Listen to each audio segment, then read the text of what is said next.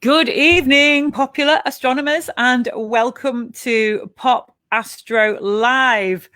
And tonight's very first edition is called The Big Mercury Watch. Now, I've slightly mistimed it because I was expecting it to be dark and that we could all spot Mercury this evening while the broadcast was on. So that's not going to happen because it's still blazing sunshine here on Anglesey. However, it does mean that we can prepare for watching Mercury this evening when the sun goes down. We've got really, really weird weather today. We've been battered by 60 miles per hour winds. Anglesey is the fourth windiest place in the UK. So we've been right at the forefront of the storm today. It was amazing. In fact, it's probably the second windiest conditions I've ever been in, but combined with this almost tropical heat and humidity, very amazing down by the sea today. So hopefully, wherever you are in the country or even in the world, tonight you should be able to spot Mercury. So we've got a Mercury special tonight, along with all sorts of other awesome little bits and bobs. So the purpose of this is not to be a serious astronomy show. This is more about the human side of the Society for Popular Astronomy. So we're going to be a little bit more casual, shall we say, and amusing and entertaining. You're not going to learn much, but we might raise a smile. And for me, that's what astronomy is all about. I mean, I only got my telescope a couple of months ago. I've been into astronomy for 20 years and never had a telescope. That is why the SPA is so wonderful, because no matter what level you are, you get a really big welcome and you get education and advice, no matter how novice or advanced you are. So tonight, let's talk about Mercury. First of all, just let me check we're nice and streaming. Good. We have got viewers. Lovely. We've got comments coming in. Let's have a quick look. Good evening. How are you, Paulina Morton? I am awesome. I've stuck quite powerful glue to my face this evening, and hopefully it's going to come off. I feel like I've had a hit and run off a comet down the side of my face. I started to put the glitter on, and then I realized it wasn't coming off, and it's welded to my face. So that'll be fun trying to remove that later. I love your stars. Thank you very much. These are glow stars that actually should be stuck on the ceiling. Sometimes when you take them off, you have little white. Yeah, I go to festivals in these, and at the end of the festival, when I peel them off, I've got like a star-shaped suntan. What more could a girl want? So thank you very much. Keep your comments coming in. This is an interactive show this evening. We have got special guests. But first of all, we are going to talk about how you can spot Mercury tonight if the sky is clear, if you've got a good horizon, and if you are if you've got good eyesight or a little pair of binoculars or even a massive whopping big telescope. So tonight, Venus, which is that really bright object that's been in the sky for a couple of months now, the really bright thing, it's brighter than my sequins on my top. Venus and Mercury are going to be really close tonight, and that is going to make it really easy to find Mercury. Mercury is the smallest planet, so I'm led to believe. I'm sure I said that when I Googled it before. And it's also the planet closest to the sun. So it's like a little red hot rocky ball, and tonight it's going to be visible. And because it's so close to the sun, frequently it's just too close to the sun and it's lost in glare and we don't get to see it. And I'm always really, really excited to see Mercury. So tonight they're going to be about 1.2 degrees apart. Now, that really doesn't mean anything to anyone unless you're a learned astronomer with a compass and a protractor. But what one degree is about a finger. If I try to lean back, I'll fall off my chair. How can I show you this? A finger at arm's length is about 1 degree across the sky. So what you need to do when you see Venus, the bright one, in the sunset a bit later, is hold up your finger, and just to the left of it, about a finger span away, you'll be able to see Mercury. Now, if you've got the gift of great eyesight or your children are with you, they'll definitely be able to see it. A little pair of binoculars should show it really well, and that'll also show the crescent of Venus. as well. Venus is currently 4.9% illuminated as it's coming round closer to us. So if you've got binoculars, go and look at it later. Don't look at the sun, by the way. Please stay out of the sunset with your binoculars and your telescopes. Please, please, please. Venus is showing itself as a very lovely little crescent at the minute. It's been getting larger in the sky as it's been getting closer towards us, but the crescent has been getting smaller and smaller. This is getting far too technical. We'll have to ask Robin Scadgel later about how that happens. But through my little telescope the other day, I could see that Mercury was 70-ish% illuminated. I could see that it was like a little rosy coloured oval. It's always really exciting to see Mercury. For me, it looks like a very tiny, very rosy, kind of stable little pinprick in the sunset, quite unlike any star, and it's really exciting to see. So right now, look what I've got. Where's it gone? Oh, here it is, hiding around the back. I have got one of the most sought after objects in the universe, and no, it's not dark matter. Delivered fresh today. Thank you, Royal Mail. Thank you, Robin, or whoever posted me this out. Look, I've christened it with my trademark annoying lipstick stains, the SPA mug, available in our store. You might even be able to win one of these wonderful evenings. I'm being so rock and roll. I've got water. So drop us a line tonight if you can spot Mercury or you need any advice. There are real live astronomers waiting in the chat room to take your queries about Mercury. So there we go. We've got all sorts of comments. Hi, Dave's going to miss me at Solar Sphere. We're going to all miss each other at Solar Sphere. Me and Kath will be chatting about Solar Sphere in a little bit. Evening. Oh, it's Dave Eagle. Just quickly popped in to say hi. Dave, I just quickly popped in to say you are the most incredible astronomer and your pictures on my Facebook are just dazzling. So thank you very much. Hi there to Frank Dutton. Paul Sutherland, break a leg. Thank you. I will try not to break any bones while sat at this chair. And if I do, where there's blame, there's a claim. I can sue the cosmos, obviously. Your tips are great. Thank you. Thank you very much, Paulina. Dave Eagle, have a look at my image from this afternoon. It's 2 planets. Oh, I saw that. Yes, Dave, it was very good. Let's have a think about a way that you can do this, Dave. Post it on my Facebook or tag me on Facebook now, because the screen sharing is a bit weird on this software. We've had all sorts of issues with it. Tag me on that picture now, and I can jump across to it, hopefully, and show SPA viewers exactly your daytime astronomy. He's a daytime astronomer. I think he's the opposite of a vampire, actually, Dave Eagle. So we are...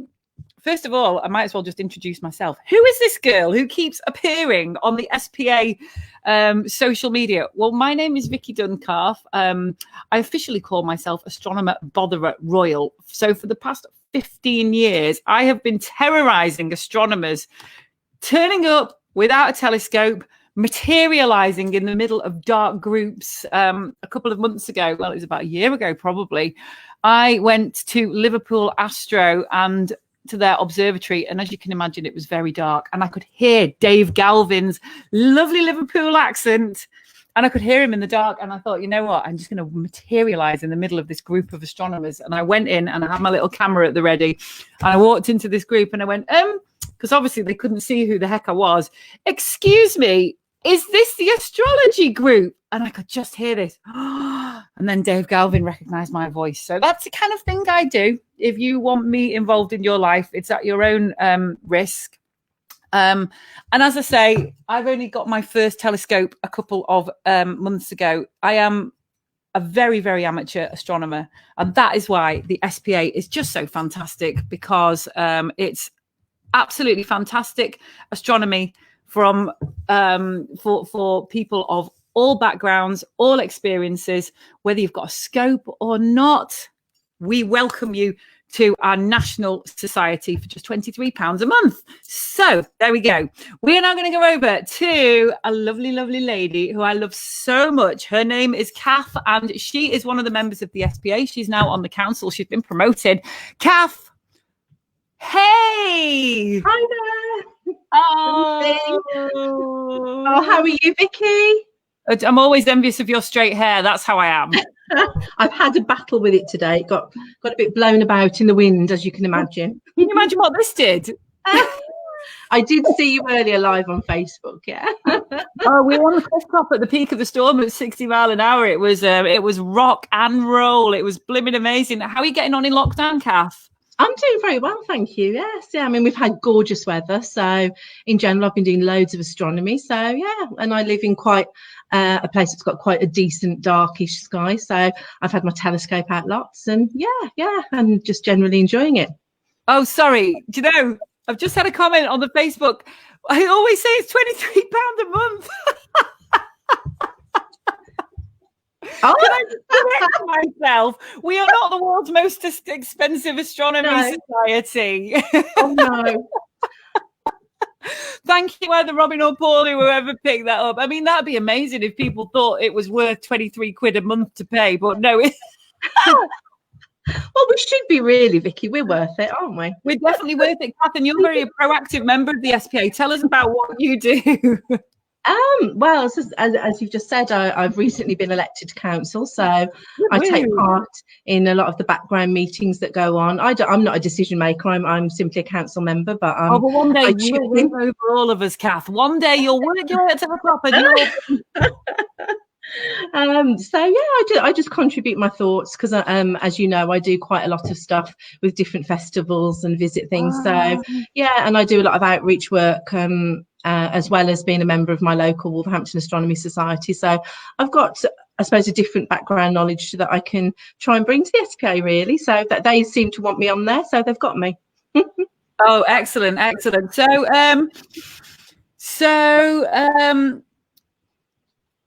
love that. It's come up. You're forgiven. You've been forgiven. This SPA is commenting and judging me. I'm forgiven. I'm very glad. I'm very, very glad. That sounds like Paul Sutherland's text, doesn't it? It does indeed. That's why I was just laughing, because I could see some of the messages coming up on Facebook as well. I was like, oh dear, never mind. So whenever we meet, Kath, we tend to be always at some, well, I mean, probably we wouldn't just meet one-to-one, would we, unless we were up to no good, but we tend to meet at big, very amazing social gatherings, don't we? We do, yeah. We meet at lots of different gatherings. Well, I mean, probably the biggest and most fun one for me is Solar Sphere, which I know that you love as much as me. Obviously, we're gutted it can't be on this year, but I don't know if people have seen, it's now being advertised for next year as well. Great news. So this is the Astronomy, Music, Science, Hilarity Festival, where you feel like you've been to space for 3 days, and it's the best value festival. And Kath, you're very the stuff that you do with all the crafts and arranging it. It's a beautiful coming together of very like-minded space people, a very happy cosmic little bubble. It is absolutely, and I mean, what Sarah Jane and Pete do organising that festival, SIB2, is absolutely incredible. And the work that goes on by it's a whole team of volunteers. I'm not one of a team of volunteers that just help them out, but it's amazing. But yeah, that's just one of the many things. I mean, we've met each other at Northwest Astro as well, didn't we? And oh gosh, all these things that sadly aren't happening this year, but next year they'll be back, won't they? And we want to get lots of SPA members to come along to these things as well and join the fun. They need to join the Astro fun. Because I think what's just really blatant in lockdown is how important community and togetherness is. And this is why the SPA and the festivals that we go to and just messing around on Facebook and connecting with like-minded astronomers is just so good, because there's something about the mindset of astronomers, unless you're Paul Sutherland, which is a very lovely, inclusive, kind of beautiful, kind of illuminated vibe. It's really hard to put my finger on. How would you put your finger on that kind of feeling that hits you out of astronomy, doesn't it? It does, yeah. It really, I think it just grabs you, and it just grabs your whole imagination, because astronomy is something that everybody can do to some level. That's the beauty of it. You can do astronomy without any piece of equipment. You can just go and sit in your garden and look up and just be absolutely amazed. I mean, that's how I got interested as a little kid. My dad used to take me out. I was on his shoulders and he'd point all the constellations out to me. So, you know, for anybody who thinks they can't do astronomy, that's just not true. You start from the basics and you work your way up. Oh yeah, absolutely. Kath, Paul Sutherland is asking about my awesome mug. Where do we get these from? Oh, I think they might well be online. I do think those are online on the shop. I'm I going to don't know. say I'm going to say these are definitely on the SPA website. So yeah, it's a nice mug that shows up red lipstick a treat, Paul. Oh, look at that, it does. It does, yeah. So I'll have no lipstick by the time. Hi, Tony Pegg from London. Very, very nice. I hope you're enjoying the show. Right. Now, Kath, I've called you this, and do you know what? I'm awful. I give people nicknames and they stick, and sometimes they're not so pleasant. Give my boyfriend some truly terrible nicknames over the years that all my friends call him, and it's all my fault. So you should be very grateful that I've given you my nickname of Astronomer au naturel. Oh, I like that. Now, why do you think I call you that? Oh, I don't know. Is it something to do with a lot of the pictures that I take? Basically, your pictures are. Do you take them on your phone? Yes. Yeah. That's really good, actually. That's a great excuse for me to upgrade my poorly old iPhone, actually. Well, mine is only an iPhone 7. Is it? Yeah. Yeah. How do you manage to take those pictures? So basically, what Kath does is she takes exceptionally natural eye images, naked eye images of the moon, and your star pictures are absolutely gorgeous. Do you do them on this? Yes, I do. I mean, basically with the iPhone, I mean, it depends on the type of photo that I'm taking. Obviously, some of my images are using the different telescopes I've got. Okay. I mean, I can show. Do you want me to show you one or two? I've got one or two. If I can hold it up. Oh, pictures. Yeah. If I get this way, I haven't got. So this one, I'm trying to get the right angle. No, this way.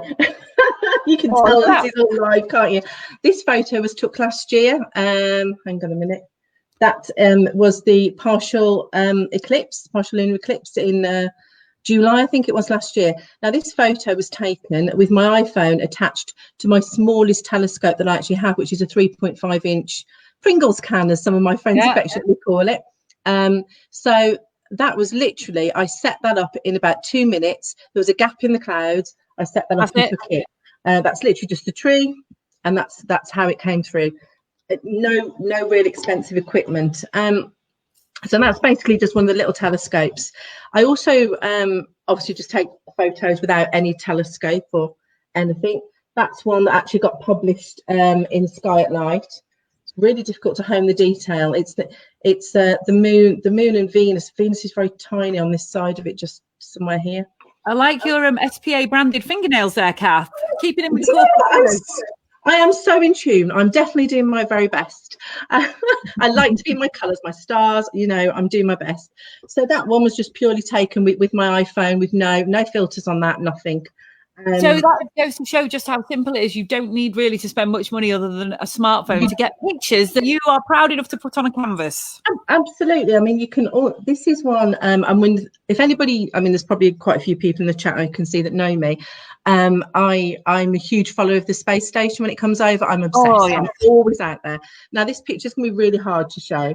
Okay, let's zoom in. Why is that reflecting off the screen? I don't know. I'm just getting the real reflection of that. But that's a space station trail. Across it, yeah. It's really. Can you see the trail? Just if I just hold it like that. Yeah. That doesn't look very awesome, but it's really quite a good photo. That was over Technical College in Wolverhampton. To get that, I use an app that I think cost me £2.99 called Nightcap, and that's installed on my camera, and it's got loads of amazing features on it. You can. Is that something I could put on my iPhone? Yes, it's purely for iPhones. It's not for Android. I don't know if there is a different version for Android, but basically it's got all different. If I can just pull it up, you might. This might work. It might not. Is it telescopes, Kath? Or is it? No, this is purely on the phone. Can you see my phone? So you can see. That's all the options it's got on there: long exposure, light trails, star modes, ISS mode. So this app, as I say, it's about £2.99. All of those options, I've used it. I've taken pictures. I caught a Lyrid recently. I've caught Perseids last year, and that is purely by mounting this phone on a tripod, a dinky little tripod. And it's honestly, it's incredibly easy. Yeah, it's my £2.99. That's great advice, Kath, for me, because I don't have this thing I can't do imaging with, and I didn't even know that I've existed. So your status as astronomer au naturel has climbed even higher in my book. I do try, because I do. I mean, it's a beautiful nickname. Thank you. I really like it. But what I do try to do is because I want to try and get people involved and promote astronomy. I want people to be able to look at something I take and think, yeah, I've seen that. Do you know what I mean? That I've seen that in the sky. I mean, obviously, the detail that I'll get on a moon photo when I put the telescope on, you won't see that naked eye, but you will still see something similar. It won't look that different, if you know what I mean. So, yeah. I mean, there's so many things that you can just do to start off with. So many people listening in may well have an iPhone, but not a telescope, but they can start doing some imaging just with that app and a tripod. It'll cost them no more than £20. So why should members why should non-members join the SPA price very reasonably at £23 per second? You're getting £23 a year with a magazine every 2 months. Are you trying to get us a salary for doing this, Vicky? have you got a copy of the magazine there, actually, Kath? I don't. I think the latest one's downstairs, but I'll get the other one out my drawer. So hang on. So this is the SPA magazine that comes every 2 months, and it's a great read because you, the member, can contribute to it and have your pictures in print, and there is no finer feeling. Here she is. Here we are. So that's what the magazine looks like. So you get 6 of these a year for the membership price. You also obviously get to see all the wonderful posts that have been done on the new show, and loads of advice is available. The other thing that there is as well, I mean, obviously they're not happening at the moment because of COVID-19, but there is the quarterly meetings that are held in London that are free for members to attend, where you get speakers. I mean, I've seen Dallas Campbell down there, lots of other people doing really, really interesting talks, and they happen every quarter. But yeah, thank you. Great. It's got that's where member showcases. Oh, lovely. SPA member. Oh, I thought it happens to be my photo that's in there. I don't know. I've just realised that's really bad, isn't it? That's lovely. No, that's lovely, Kath. It goes to show just how accessible the SPA is. Well, okay. It really is, yeah. Totally friendly and accessible. You should have been having a barbecue tonight with your neighbours, but it's with the socially distancing barbecue. Yeah, we should have, yes. It blew away. It did literally blow away, yes. So we're going to try and do that on Monday for my aunt's birthday. So yes, she's got to wait till Monday for that. Well, but it's all safe. While lockdown persists, we're going to be doing the show every week. So we'd love to have you on whenever you can make it. Oh, well, I'm sure I can make it most weeks. I'll hang about if you need me to, or I can say bye-bye to everybody. Well, I'm going to say bye-bye now. Because we've got Robin coming on in a little bit, if that's okay. And I'm just going to talk about my Celestron as well. Kath, it's been amazing to see you. Lovely to see you too. Lovely to see everyone. Oh, bye. Thank you. Soon. Bye. Bye. Oh, she's such a good girl. Right. Okay. Hi, Gillian. Thank you for the comment. I'm assuming that you mean this one. This is my brand new Celestron StarSense Explorer, which is the world's first telescope ever in the world, in the universe. It uses an app to find its way around the sky. So it basically means that you can find any object in 10 seconds on your smartphone screen without any prior experience. You will beat the socks, pants, gloves, shoes, hats and vest off all the astronomers, because this thing goes faster than any other telescope and it's all completely manual. So that's Celestron StarSense Explorer. Oh, okay. Lovely comments for our wonderful magazine, Michael. Thank you very much. A good read and very user-friendly. Very good. Yes, it is. Thank you, Paulina. I got the magazine. It's fantastic and the talks are really good. Love it. Thank you so much for these excellent comments. We're very happy with these. So, and thank you to Kath as well, our astronomer au naturel. Right. Okay. So, yes, Michael, I'm a new member. A great magazine. Yeah, so I don't have a copy here at the minute. But the magazine, if one of my favorite things about it, it's not only the fact it's all voluntary and people have given up all of their time to write incredibly enlightening articles. It's the fact that you can contribute to the sections. So the different well, we'll get Robin to explain in a little bit about how that works. But if you take a picture of a planet or of a deep sky object, you can get your name up in lights, or rather name up in paper. It's the same thing though. Excellent, excellent. So pleased to hear you like the magazine, Steve. Excellent, excellent. Okay, So let's crack on with the show.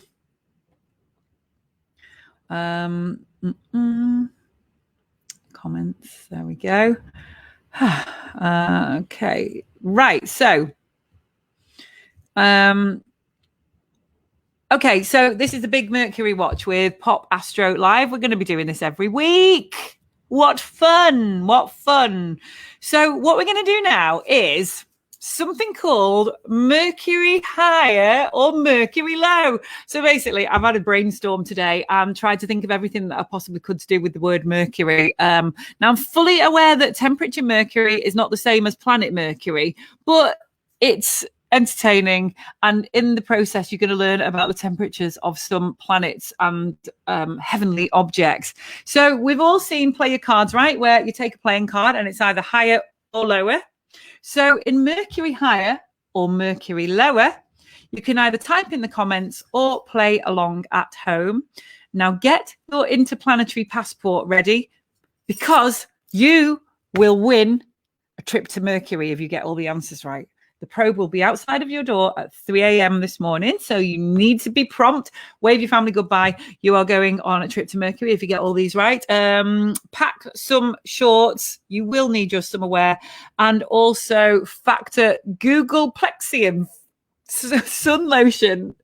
So I Googled what is the biggest number, and the biggest named number is a Google, which is, no, that's wrong. No. So a Google is 1 followed by 100 zeros. This is more than the number of grains of sand that could fit in the known universe. That's crazy, isn't it? And a Googleplex is 1 followed by Google zeros. Google search engine. Oh, can I Google? I Googled some Googles earlier. I Googled my Googles. Right. Okay. So anyway, we digress. Mercury high or Mercury lower. I'm going to give you the temperature of a place, and you have to decide whether the next destination, whether it's hotter or colder there. It's a simple format, guaranteed to bamboozle. Okay, so the sunny side of Mercury, bearing in mind it's closer to the sun, is 427-ish. These are a couple of degrees out, depending on which site that you use. 427 degrees Celsius. Now, do you think that the surface of Venus, very hot planet, is going to be hotter or colder? Type your answer in the comments. So that's the sunny side of Mercury is 427 degrees. Is the surface of Venus hotter or colder? What do you reckon? Let's have a look. Hiya, Gillian says, hiya, my loves. Hiya, my loves. I'm not going to attempt me Brucey bonus. What do you reckon? Higher or lower? Venus hotter or colder than Mercury? Well, you can pack even more bikinis when you go to Venus, because it's slightly higher at 462 Celsius. So next, we're going to zip on to our very own moon. Daytime on the moon. Do you reckon that's going to be hotter or colder than Venus? Type in the comments. Do join the fun. Or just play at home in your head. Or play with the kids. Hotter, thicker atmosphere. Yeah, there we go. So higher, higher, higher. So Venus is higher than Mercury with its... Do you know that on the surface of Mercury, the atmosphere is so thick that it's like the equivalent of being a mile underwater? That is disgusting, isn't it? Okay, so surface of the moon. What did I say? Just let me double check. Yeah, we said daytime on the moon. Is it hotter or colder than the surface of Venus? Venus is hotter. Venus is hotter. Yeah, correct. Yeah. It's colder. Yeah, there we go. Excellent. The surface of the moon during daytime is 120 degrees Celsius. Okay, the next one on Mercury higher or Mercury lower. Is the core of Neptune hotter or colder than daytime on the moon, which is 120 degrees Celsius? Higher or lower? Core of Neptune, hotter or colder than daytime on the moon? And I apologise if my internet goes off. We'll fire up the feed and you'll have to join again. It's been a bit patchy today. I think the wind keeps blowing the Googles away or something like that. Colder. Right. So are we saying that the core of Neptune is colder than 120 degrees Celsius, which is the surface of the moon in the daytime? Kath Elizabeth, I'm assuming this is Neptune you mean. Colder, Kath says Kath. Colder, says Gillian. Get this. The core of Neptune, big old gas giant, millions and millions of miles out there. David Hargreaves says, hiya. It's 7,000 degrees Celsius. Now we're moving into amazing territory. Hotter. There we go. Yeah. Higher, hotter, hotter, higher, hotter, hotter. David Hargreaves, look at that. That looks like Dusty Bin that you've got there. You're making my that picture in the comments of David Hargreaves' telescope is making my little skinny Celestron looking like it needs a couple of good hot dinners. Oh, okay. Yeah. All right. Sorry, Kath. Yeah. Kath was meaning the net. Yes. Okay. I see. Okay. Once gave a presentation about Venus following my research. It's a hellhole, isn't it? Venus is a real hellhole. We are not going to go to Venus anytime soon. So the surface of the core of Neptune, 7,000 degrees Celsius. That's so hot. Okay. So that was obviously higher. Now, astronomers, type the answer to this. Is the core of Neptune at 7,000 degrees Celsius? No, hang on. I'll ask this the correct way around. We're going to now talk about the surface of the sun. Is the surface of the sun hotter or colder than the core of Neptune, which is 7,000 degrees? Mercury higher, Mercury lower, my loves. Is the surface of the sun hotter or colder than the core of Neptune, which is 7,000 degrees Celsius? God, that's hot, isn't it? It's an 8-inch. Excellent, David. It's a beast. That is cool. Look at it. I'm looking at your picture. PAM Observatory. What's PAM Observatory, David? Give it a shout. Gillian says that the surface of the sun is colder than 7,000 degrees, which is the core of Neptune. Colder, 5,000 K, yeah. Isn't that crazy? The surface of the sun is colder than the core of Neptune. You've all got the answers right. Excellent. Oh, I like your little, yeah, there we go. Colder. I mean, the surface of the sun is colder. It's about 5 to 6K. Yeah, it sure is, Kath. I mean, I don't know why this happens, but why? Just going to Google how hot the surface of the core of Jupiter is. Core of Jupiter temp. Oh, hang on a minute.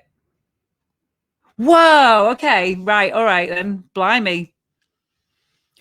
Someone care to take a guess without Googling how hot or cold the core of Jupiter is in Celsius? Okay. I mean, it's about 18 degrees here today and I'm sweating in sequins. So how hot do you reckon the core of Jupiter is? Just take a wild guess, because it would be a wild guess. That's hot. What's that? 10,000 degrees? Gillian says 10,000. Guess again, lady. Guess again.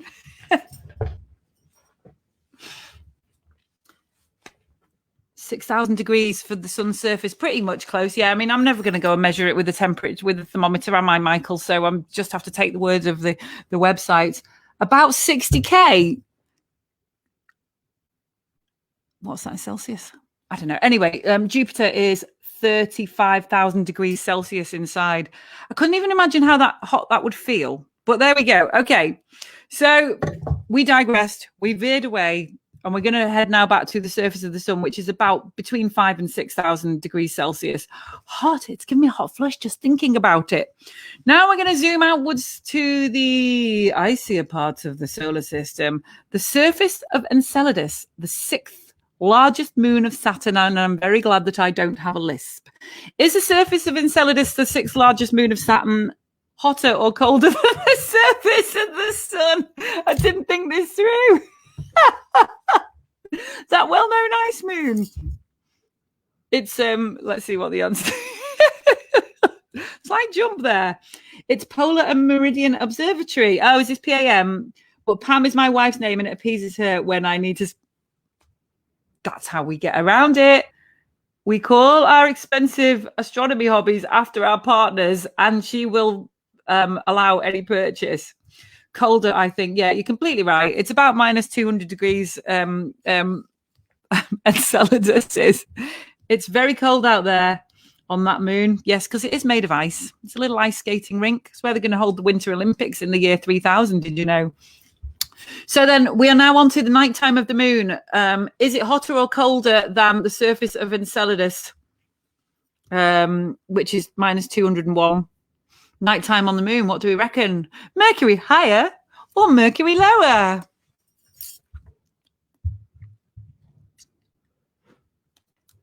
Mm-hmm. Not a clue. Ha ha. Oh, a little cooler. Right. What was the question again? Not a clue. Ha ha. Nice one, Gwyneth. Gillian, thank you for your excellent comments tonight. Hotter, a little cooler. Whew. Okay, let's find out. Yeah, it's just a little bit. No, hang on. It's a bit warmer on the moon because it's 201, 200 degrees, minus 200 degrees on Enceladus. The moon is about 183 minuses. Okay, now here is the decider. Whoever gets this one right is going to be going to Mercury for a 2-week holiday on a probe that will arrive outside your door at 3 a.m. this morning. So please pack accordingly. The nighttime side of Mercury, it's the planet closest to the sun. It's a hot little body, at least the side that faces the sun is. Now, nighttime on the moon is 183 degrees. What temperature is the nighttime side of Mercury? Closest guess wins a trip to Mercury. It's a very coveted prize. Dun, dun, dun. Okay, just going to wait for these answers to come in. So is the backside of Mercury colder than the backside of the moon? Ooh, Gillian says minus 230 degrees. Okay. Well, the answer is it's actually slightly warmer. It's 180 degrees, but that's blooming cold. How low is absolute Celsius? 250. Sorry, Kath, you're not going to Mercury, so you don't need to pack up. Don't need to pack your stuff. Let's have a look. Minus 278. The answer is, as I said, 180. So that's the end. So thank you very much for that. I'm just going to Google what absolute Celsius is. How do you Google that? Absolute Celsius.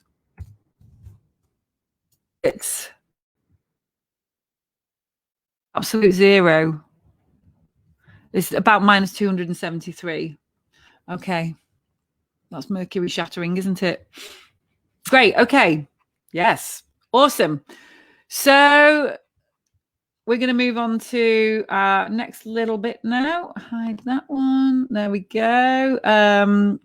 So the point of this is because I've completely mistimed it. I didn't really think about what time of the day it would be when I chose the 8 till 9 time slot on this. I thought we could all be out spotting Mercury. So Mercury tonight is going to be really, really close to Venus, about a finger. This is 1 degree, finger at arm's length. So to demonstrate, what you need to do is hold your finger in the air. You can also check the wind like this. Put it next to Venus and to the left, about a finger span away. You should be able to see a tiny microscopic planet. Decent okay in a telescope. Even better in a big telescope. You should be able to see it naked eye if you've got great eyesight. The kids can certainly see it. So next we are going to have... Now, Kath has just been on earlier, and Kath runs the... crafts, some of the crafts at Solar Sphere Festival. And one of the most wonderful things about space is that you can be artistic with it. You know, it's not just science and techie. Drawing the craters on the moon really helps you understand. Hello, advise members which are there. Oh, I'm sorry. Yes. Okay. So Mercury and Venus are following the sun. So they should be available in the evening sky, just in that lovely red glow that you get after sunset. And there will be Venus will be the really bright one, and Mercury will be right next to it to the left. 8:45 it'll be at, or 3 o'clock, 9 o'clock, 9 o'clock, 9 o'clock, 8:45, or whatever the time is. So yeah, start looking probably within the next half an hour. And I'd say you've probably got maybe an hour after sunset to spot Mercury. It's a good one, though. It's really exciting to spot. Oh, Gillian, I can't help you with that. Oh, no. It's in the west. Okay. So in the west. Yeah, let's see. We've got a good sky here now. Don't know what it's going to be like later. I'll let you know how it all goes. 1 finger's distance. What's that? An analog. You stumped me there with that one. A thumb? Okay. We're now going to talk about our competition. I don't want that on, do I? Okay, right. Okay, so this is our competition to win this beautiful artistic. Now, it says it's Italian. It's an Italian art set. That's a beautiful bit of pencil case. And inside it, it's lovely. It's got, I thought, because I found it the other day, it's not been used, I swear. It was in the house. Obviously, I've not gone out shopping for this. And it's got lovely arty things in it that would be lovely for astronomy. So if you have a look at this, it'd be lovely to keep in the car if you go out and want to do some sketching. Hang on a minute. It's got a secret compartment in it where you can hide all your money. It's got this. How lovely. Oh. Curly things falling out. What would you draw with that? An orbit. You could draw some orbits or oh, it looks like a galaxy, an irregular galaxy. So you've got all this in it. So it's great. Camera 1, camera 2. So this is our giveaway object, touched by my own fair hand. And to win this, what we're going to do is have an art craft and imaging challenge. So yes, you can win this lovely Italian art kit. Now this week, the subject of the challenge is Mercury. You can get really creative and funny with this. This isn't just about sending us a picture of Mercury in the sky. This is open to all sorts of artistic interpretation. You could make a model of Freddie Mercury sunbathing on Mercury with his yellow jacket melting like a cheap cheese on toast slice of cheese. Or you could decorate a thermometer. That's kind of Mercury as well. Be careful with Mercury thermometers, actually. Or you could draw beautiful Mercury dancing across the sky with his winged shoes, or dig out an old image of the transit. The word is Mercury. Interpret it how you want. We will show you how to enter the competition later, and you will win this beautiful Italian art set. Absolutely lovely. We'll come back to that later. Okay. Now, followers of me on Facebook are probably going to slap their head in their hand in a minute when they see what I'm about to pull out from under the desk. But this is all about having fun, and I want to introduce you to my very special guest. Now, I've got a pet, and my pet is a puppet. I've got a pet puppet. He's got his own Facebook page, and he's actually very popular. So he has been trialed on a test audience. It's Krempog. Hiya! Oh God, this lot are a very intelligent-looking bunch. A lot more well-informed than your usual Facebook fans. Tell us who you are, Krempog. I'm Vicky's pet puppet, yeah. And Krempog, it's a Welsh for pancake. And I've got a space hat on tonight. So I know you really like astronomy, Vicky, don't you? I do, yeah. Oh, what's this? Oh, can I have a look down it? Oh, everything's got really small and it's moving further away. Everything's gone so far away. Am I dying? No, Krempog, you're looking down the telescope the wrong way. So, Krempog, you're here to do celebrity gossip in the absence of a real star columnist and the 3 a.m. girls. We're going to get you to do celebrity gossip. How do you feel about that? Yeah, I'm in equity, so you'll have to pay me the right amount, right? Okay. So, all right, tell us what you've been up to then, Krempog, with your celebrity gossip and your orange furs going up my nose. Well, I've seen Orion. Yeah, you know, he's not visible at the minute. He's kind of gone over the horizon in the nighttime. But when he thinks nobody's looking, he's going round to Andromeda's house during the day when he thinks no one's looking. That's absolutely scandalous and probably not suitable to be saying this unless it's verified. Thank you very much, Krempog. And anyway, Orion's belt. It's a big waste of space. I'll tell you another one as well. All these people catching allergies and stuff. Yeah, I don't really believe that. I think they're making it up. But the Milky Way, turns out the Milky Way has got a dairy allergy. Poor thing. Yeah, it wants to be renamed the Soya Drink Way. I tell you, who gave me a ring the other night? Saturn. What music do planets listen to? Neptunes. Anyway, they thought Venus had COVID.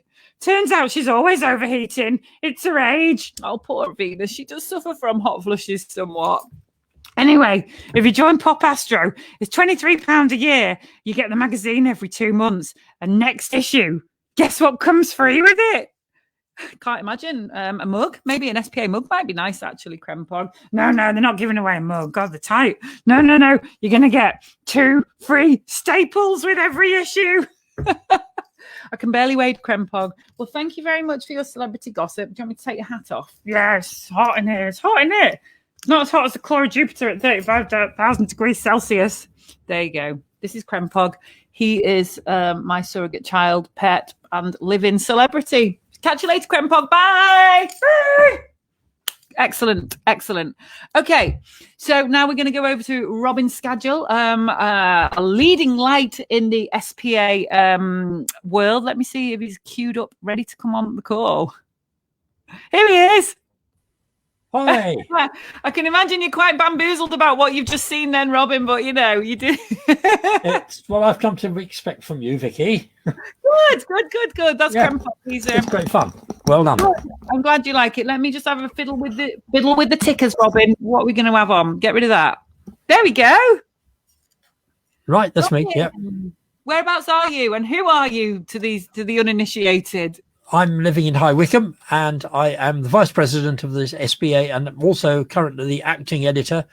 And if anybody else wants to be editor, let me know. So, okay. Yeah. It's a lot of it's a big job, and what's more, you don't get paid for it. So all those who say I want £20,000 a year, forget it. You do it for nothing. So that's me. Thank you very much. Just over to Sam. Just having a look at some of the comments here about Mercury this evening. About 2 moon diameters in separation. Yes, that's about right. Is it? Would you say? Yeah, that's about right. And the sun, I can see the sun through the window. It hasn't set yet, so it is too soon to start looking. But I reckon if you start looking about 9:30, the sun will be down, and maybe even a bit earlier than that, 9:15. So you should be able to see Venus easily enough, and as you say, Mercury about 2 moon diameters, just a little bit to the left, should be easy to see. It's a sort of here it's quite cloudy, but there's little gaps in the clouds, so people might be lucky. It varies all over the country. And we haven't had one of those really lovely clear days that we've had recently. It's been so wonderful recently, hasn't it? Everybody's been out there wanting to see the sky, and it's been absolutely gorgeous with all this high pressure that's been around. But just at the moment, we've got this low pressure over to where it is to the south, and it's bringing a lot of moist Atlantic air our way. And I'm sure you're very aware of moist Atlantic air where you are, Vicky. I got scoured today. Well, we are in the 4th windiest place in the UK here, in near Holyhead on Anglesey, and we're right on the west coast. I mean, the trees. I'm just looking outside at the trees, and they're actually bent over 90 degrees. It's quite remarkable how windy it is here. So yeah, I bet. The sky is just full of salt. Yeah, so it's not the best time, but if you can find Venus, then you'll be able to find Mercury as well. And look through binoculars when the sun's gone down, you should see it. And the great thing is, in a couple of nights' time, don't give up on it. It's not just tonight, because Mercury will get a bit higher tomorrow night, so it'll be above Venus and to the left. And the night after that, the moon will be there, the crescent moon as well. So that will be a lovely view. And that will be a really good photo opportunity. Kath was saying earlier about taking pictures with simple cameras, smartphones, and whatever you've got. So that will be a fantastic site to look for. In a couple of nights' time, May the 24th is the time to look for the moon there as well. And then the moon gets higher. Mercury gets higher night after night. And so if you don't find it, well, it'll be easier to find when Venus is acting as a sort of guide for it. But it will be up in the sky until I think June the 4th, when it's its maximum height in the sky. And then it starts to go down again. So you've got a couple of weeks if you don't see it tonight. Keep a lookout. But it never gets very high in the sky. And Mercury is a tiny little dot. And there are stories that a lot of astronomers never got to see it at all in their lifetime. Kepler, the famous astronomer, apparently never saw it in his lifetime. So he said, oh, no, beg your pardon, Copernicus, that's right, that's the one, the chap who said that the planets go around the sun and not round the Earth. And he apparently, and this is really true, so it seems, never got to see it. People say it's because he lived by a river and there was all that mist coming up from the river, and so it's quite low in the sky. You never see it in high in the sky, but it's worth a look.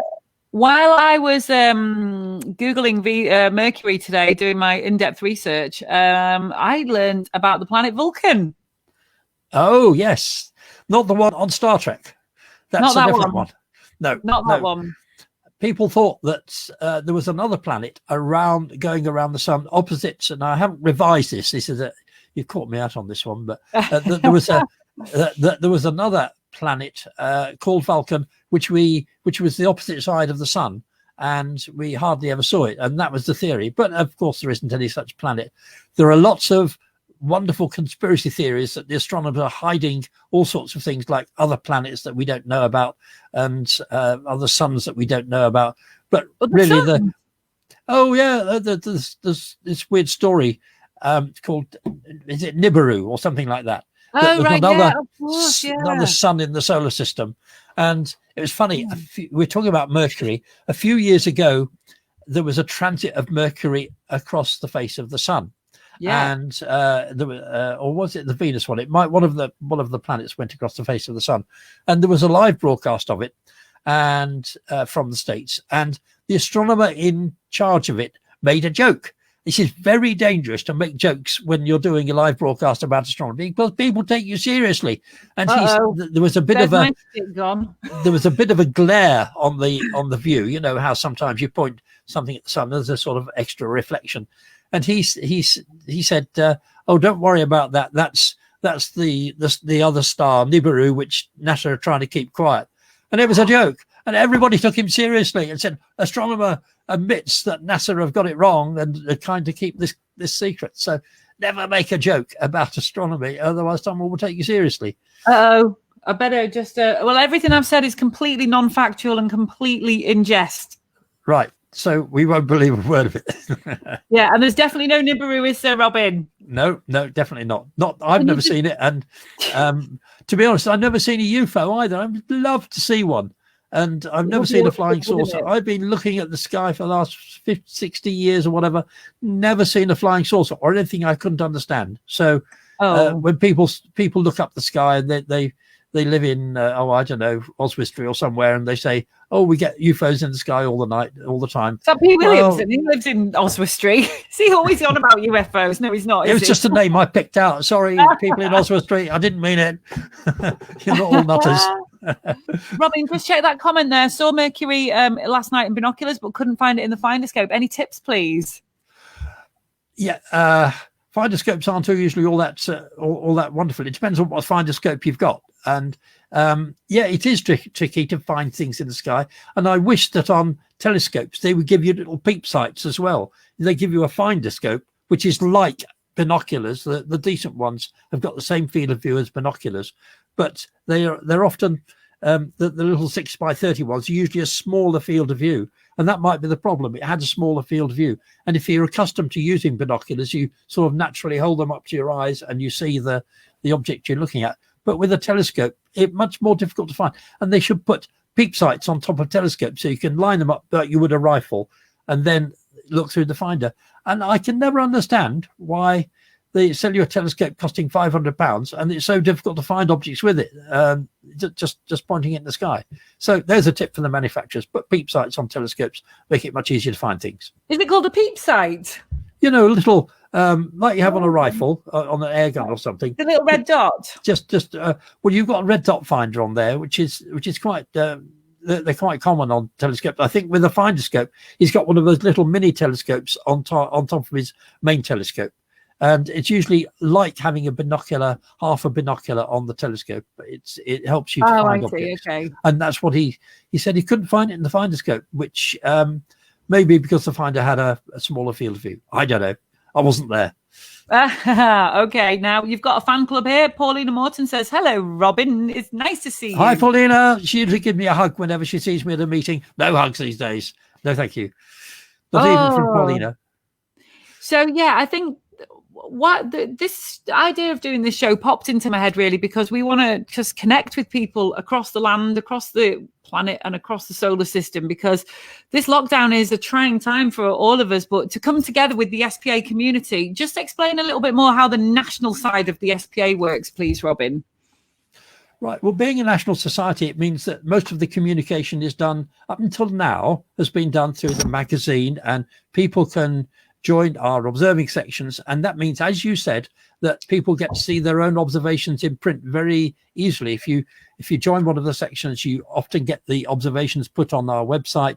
And this is a bit unlike the pictures in the other astronomy magazines where they only show the best, and there are some fantastic images out there. And we've got some very good images in the SPA as well. But we also show a lot of the images that have been sent in and that people are very proud of. Maybe not the very best, but we are very pleased to show the pictures taken with phones and with small telescopes. Actually, I keep a cheap £200 telescope. Well, cheap, it's a £200 telescope in my observatory. I've got a much more expensive telescope there, but I like to use that £200 telescope, which is it's a 130 millimeter reflector. And I love taking pictures through that to prove that you can see the rings of Saturn. You can get details on Jupiter and details on Mars with quite a small telescope. You don't need a huge telescope to see really good details on the planets and so on. And when I started many years ago, the telescopes were so much more expensive than they are now. This is the best time to be interested in astronomy because you can buy telescopes at such a low price compared with what they used to be. When I was a kid, I used to press my nose against the glass of a window in Oxford Street, and there was a telescope there, 6-inch telescope, cost £98.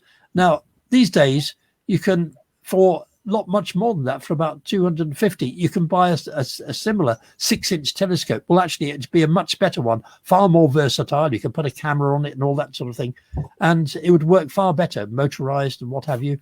And things have improved so much. So this is the best time to be interested in astronomy, I reckon. You'll have to forgive me, Robin. Just because I'm typing away here and trying to operate this software, I did actually just have a ticker going across the bottom saying Mercury was going to be in the east. So I apologise about that. So that's completely the opposite side of the sky. So I'm sorry about that. So do look. I'm guilty of sometimes saying the west because it's where the sun, you think the sun sets. The sun very rarely sets actually in the west. It's usually in the winter it's over to the southeast, and in the summer it's to the northwest or even the northwest, as it is more or less at the moment. And if you're way up in Scotland, it hardly sets at all. It sets really close to to north, and then it's down below the horizon for just a few hours and it's back up again. So it's the western part of the sky, but really it is getting on for the north at the moment as well.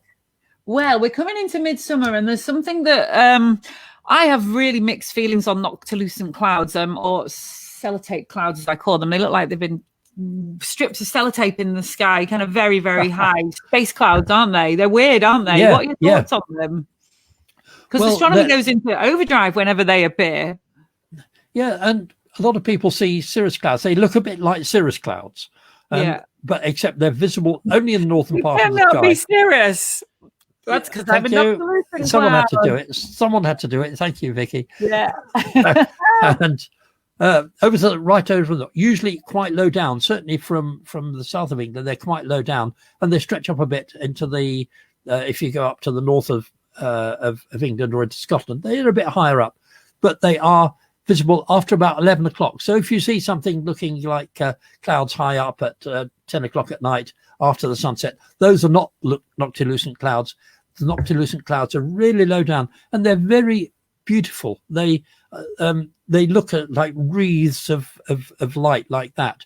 I think they're absolutely wonderful, and they don't get in the way of the astronomy at all, because they're in the north where it's a light sky anyway, and you can't observe much in the north, and they don't stretch up into the rest of the sky. So you can do your astronomy, and there'll be noctilucent clouds as well. I think they're great. And what I like about them is the name noctilucent, meaning night shining. Now, as you know, one of the things I observe in the summer is glowworms, and I love to see glowworms on the ground, of which the Latin name is Lampiris noctiluca, meaning night shining, and the noctilucent clouds above, and that's summer for me. Have you ever seen the two together? Oh yes, I've got photographs of a little glowworm down on the ground and noctilucent clouds in the sky. Night shining Robin, night shine. There you go. That's lovely, Robin. Okay, well, I hope lockdown is treating you well. I've got something. So I was gonna I was going to involve you something in now that is probably going to be embarrassing for me and amusing for everybody else. So let me just ditch that. Okay, I'm going to play Name That Nebula. Oh, right. Now, I thought when I was going to do this show, because there's slight issues with screen sharing that we've got, that I was going to print some stuff off and start showing it. And I thought, what is the point of printing stuff off? It's just going to be expensive, a waste of ink, going to just have paper everywhere. It's not green printing stuff off. So we're going to play Name That Nebula, but we're going to play it with charades, Robin. Oh, no. The world's favourite game. So you're going to have to guess what these nebulas are. I've got 3 for you, Robin, and you have to see now. The comment is the viewers can play as well. I'll just move me bit of kit. Right, okay. What nebula?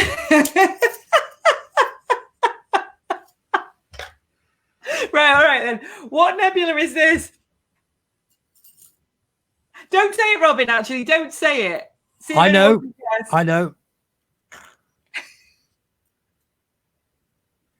That's hard work, actually. And what number is it? What number is it as well? Oh, yeah, okay. For an extra 10 bonus points, what number is it?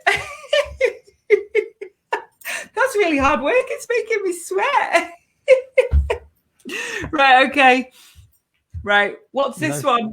Oh, I need to practice now. I should have practiced these.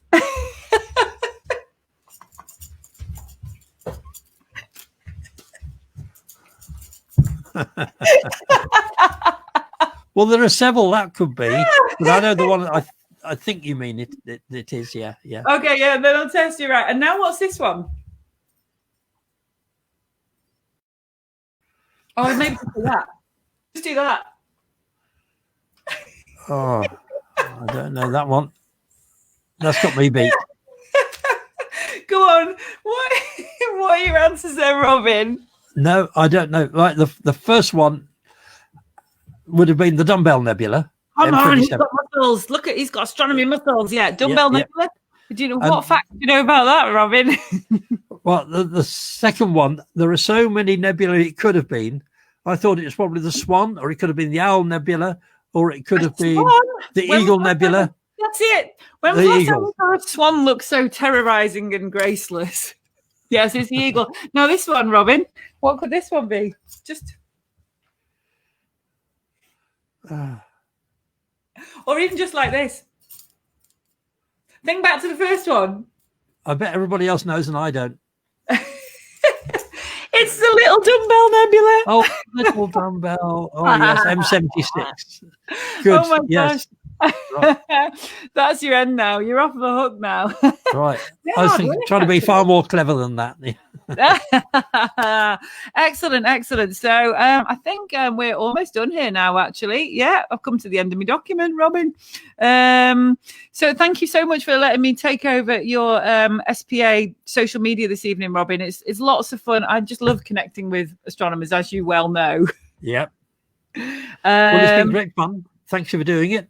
And we'll look forward to seeing everybody next Friday. Tell your friends. Tell your friends. Oh, the art competition, the crafts art imaging to win this lovely, beautiful wallet of Italian pencil crayons, felt tips, art pad. It's the Mercury challenge. So come up with some beautiful, creative way to depict Mercury. It can be silly, it can be literal, or it can be metaphorical. Whatever you want to do, we'll post the details on the SPA Facebook, but send us your picture of whatever you've done and you could win this beautiful swank pad. See, Robin, I'm not giving away mugs. Right. Oh, I think we can probably run to a mug as well if you like. Can we get a mug Since it's as the first one, you could, yeah, okay, we'll give away a mug as well. And because it's a beautiful mug, because obviously we have postal issues at the minute, so it's a beautiful. Yeah, well, yours mug. got through, didn't it? So that's it all right. did, yeah. I didn't get my t-shirt, so it's sequins tonight, and I didn't get my magazine, but they will come in time for next week, won't they? Yeah, the company that printed them are having a bit of problem with the post as well. So post is not brilliant, but they get through. Excellent. Okay, thanks, Kath. There you go. I'll just boost my ego slightly towards the end of this broadcast, Robin. And we love you as well, Kath. Thank you. Thank you very much. Come back next week, share this video, join in the fun, and become part of the SPA community. Robin and Kath, thank you for contributing. It's been wonderful to connect with you and to see all of you. And thank you to everybody who dropped us a comment. Look to whichever direction Mercury is in this evening. Robin, just a little reminder. Look over to I think it's the west-northwest, and about 9:30, and you'll see Venus really bright. Don't leave it too late, no later than about not much later than 10 o'clock, depends on how low your horizon is, and you'll see Mercury just a little bit to the left of it. And we've got a couple of nights' time, the moon will be there as well. And we've got an ISS pass at about 10:05 tonight, so make sure you give the astronauts on the ISS a big SPA wave. I'll catch you later, Robin. I'm going to end the broadcast now. See you soon. Okay. Bye, everybody. Bye. Bye, everybody. Bye.